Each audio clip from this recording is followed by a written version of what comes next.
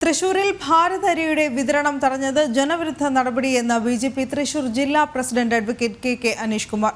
Manalur MLA Murali പെരുന്നെല്ലിയുടെ നിർദ്ദേശപ്രകാരമാണ് police വിതരണം തടഞ്ഞത്. തൊട്ടടുത്ത വാർഡിൽ ഉപതെരഞ്ഞെടുപ്പ് നടക്കുന്നതുകൊണ്ട് വില കൊടുത്ത ആളുകൾ അരി വാങ്ങാൻ പാടില്ലെന്ന് പറയുന്നത് എന്ത് നിയമം വെച്ചാണെന്ന് എംഎൽഎയും പോലീസും വിശദീകരിക്കണം.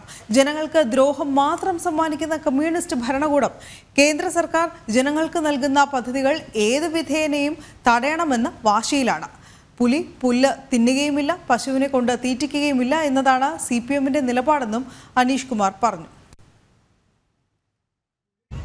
മണലൂർ മുല്ലശ്ശേരിയിൽ ഭാരത് റൈസിന്റെ വിപണനം മുരളി പെരുന്നെല്ലി MLA ഇടപെട്ട് പോലീസ് തടഞ്ഞ നടപടിയിലുള്ള ശക്തമായിട്ട് പ്രതിഷേധം ഭാരതീയ ജനതാ പാർട്ടി രേഖപ്പെടുത്തുകയാണ്. മുല്ലശ്ശേരിയിൽ ഒരു ഉപതെരഞ്ഞെടുപ്പ് നടക്കുന്നതുകൊണ്ട് അവിടെ അരി വിതരണം നടത്താൻ പാടില്ല എന്നുള്ള MLAയുടെ നിലപാട് അത് തീർത്തും നിയമവിരുദ്ധമാണ്.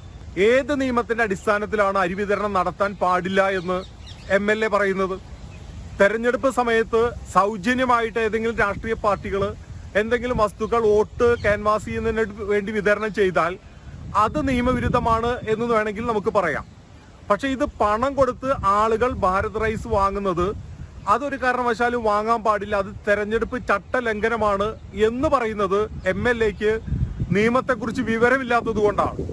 അതുകൊണ്ട് ഈ നടപടി അത് തീർത്തും ജനങ്ങളോടുള്ള വെല്ലുവിളിയാണ്.